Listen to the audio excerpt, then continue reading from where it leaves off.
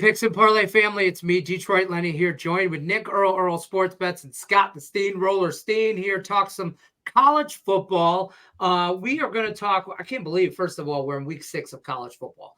Like, I feel like it was just right around the corner. Now we're in the thick of things. We're going to go rapid fire style. We're going to give you guys some sides and some totals, talk about 3 different games. You guys are going to like, share, subscribe. Most important part, put in the comment section, whether you're with us or against us, drop what you're into, side, total, prop, whatever you got.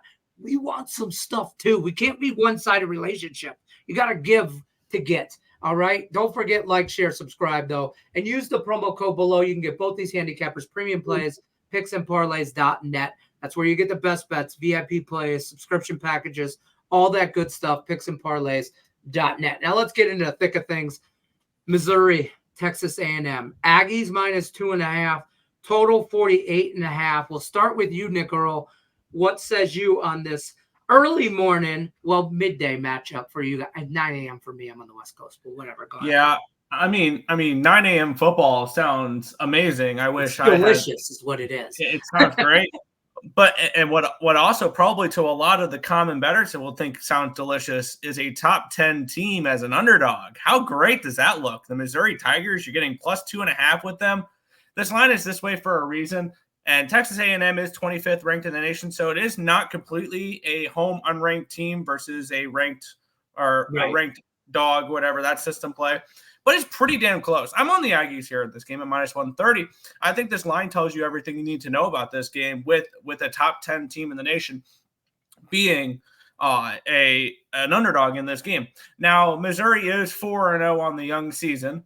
But congratulations, you've beaten Murray State, Buffalo, Boston College, and Vanderbilt, which we'll talk about Vanderbilt later in the video here when they take on Alabama. But I'm on the Aggies here. They've had a much tougher strength of schedule. They did play Notre Dame to start off the year. They went to the Swamp to play Florida, which they did take care of business in that game. Florida, not as good of a team this year, but still the Swamp, not a fun place to play. And they played Arkansas as well. I like the Aggies here. I think they're favorites for a reason in this game. I'll lay the $1.30 here.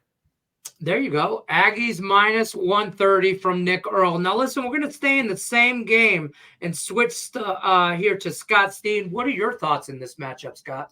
Well, I'm afraid that Nick might be right as far as the side goes, that Mizzou team really hadn't been tested. They got tested just a little bit by Vanderbilt last week and had to take them to overtime to get the win on a missed field goal there. Both of these offenses like to run the ball, and I'm looking at the total here, 48.5. I think that's a little too high for these two teams. Both defenses have been good, especially lately. The Aggies, they struggled against the run in their first 2 games. They gave up 197 to Notre Dame and 180 to, that's right, McNeese State. But they have righted the ship since then, and in their last 3 games, including that trip to the Swamp and the others that Nick talked about, they've given up just 8.3 yards per game on the ground. So whatever problem they had in the first 2 games, they appear to have fixed it. Now, as far as the passing game goes, they're playing the games with their quarterbacks there. With Connor Wegman, he's got hurt in the second game of the season, and since then Marcel Reed, the redshirt freshman, has come in. And they've gone 3-0. And so they asked Eli Drinkwitz, the head coach of Missouri, yesterday, if he thought that they were preparing for Wegman or Reed, and he just laughed, pretty much dismissed the possibility of Wegman playing, even though Mike Elko said that Wegman was being able to throw the ball in practice, and that's a major step to his recovery. It, for all intents and purposes, looks like we're going to see Marcel Reed and his dual threat quarterbacking skills in this one. And this is an A&M team that, especially if they start Reed, they're going to want to run the ball like we talked about earlier. Missouri plays a lot of zone. Anytime he drops back to throw, that could be a problem, being that he's just a redshirt freshman without a lot of experience. They're 11th in rush rate as far as A&M goes, as far as how often they rush.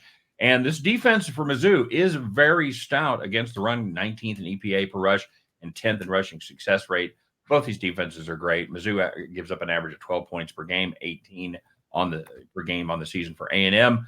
Under is a combined 6-3 between these two teams, and the only over to hit for Mizzou was last week against Vandy when they landed 40 in regulation but put on 17 in overtime. I think this is going to be another grind, and I think that total is too high. Give me the under 48.5.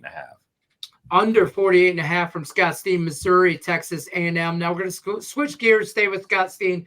Miami and Cal, late game here. Hurricanes minus 10.5, total 53.5.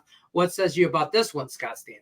The Canes are in a great buy low spot here after they kind of had a Missouri-like performance against a bad team last week in Virginia Tech. They managed to get that win, but didn't impress a lot of people. But make no mistake, this is a great Hurricanes team. They have dominated on both sides of the ball. They rank 4th in EPA per play on offense, 13th on defense. And if you look a little deep into the Cal Bears, not a lot going on there. They're just 112th EPA per play on offense, 49th on defense. And that sounds okay until you realize they faced UC Davis, Auburn, and Florida State. Not exactly murderer's row there. They beat UC Davis after trailing 13-7 in the third quarter, or in the second quarter, rather. They didn't get really much going in that game. They did get a 21-14 victory over Auburn at Auburn. However, that was due in large part to a turnover differential of 5 in favor of the Bears. I think this team is a pretender. I think this Miami team is one of the best in the country and should be in the playoffs. This number is too low. We're only this is going to be a 1 week only deal, and I'm jumping all over it. Give me the Canes minus 10.5. Nice. Canes minus 10.5. I think they're a force to be reckoned with. I love me some Miami Hurricanes here. Nick Earle, you're going to talk your favorite Alabama Crimson Tide minus 22.5 at Vandy, total 54.5. What says you on this matchup, Nick Earle? I mean, they were my favorite last week when they beat Georgia when I had Alabama money line. So I can't complain about this Alabama team. I actually really do like Vanderbilt in this game an awful lot, though. When we're looking at the side perspective, we'll be looking at the total here in this one. But quick little tippet on the side. I think this is a massive letdown spot for Alabama coming in off of the Georgia game. And even if they're up late, like they're up 28 points late, I think Diego Pavia and this offense for Vanderbilt can put up some points in this game. Now, there's a little bit of a hint towards my play there. I like the over in this spot here because I think Vandy is able to put up points to keep up and cover the number against Alabama here. Right. Alabama so far this year has played 4 games. They're a perfect 4-0. They look like the best team in the nation. Nick Saban be damned. They put up 63 against Western Kentucky, 42 against South Florida, 42 against Wisconsin, and then they play Georgia, who hadn't gave up a offensive or defensive touchdown all year long, and hang 41 on them.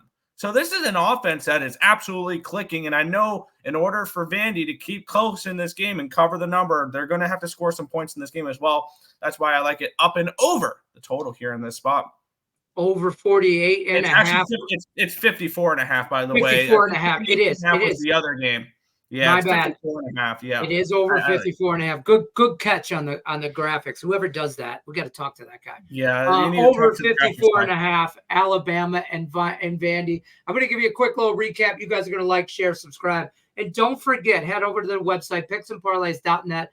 That's where you get all the premium picks from both of these cappers. Get in on a subscription package. Everything you can get in on VIP plays, all that is over at the website. And I'm sure they got their premium plays lined up for this weekend, college football and NFL and otherwise. I'm going to give you a quick little breakdown here. Nick likes the Aggies, money line, minus 130. You don't pay juice on winners. That we know how we roll over here. Also, Scott Steehn likes Missouri, Texas A&M, under 48.5. And he also likes the Miami Hurricanes minus 10.5. Nick Earle likes the over 54.5 with Alabama and Vandy. I appreciate everybody stopping by. As always, good luck unless you're against us. Thanks for watching. Take care, folks.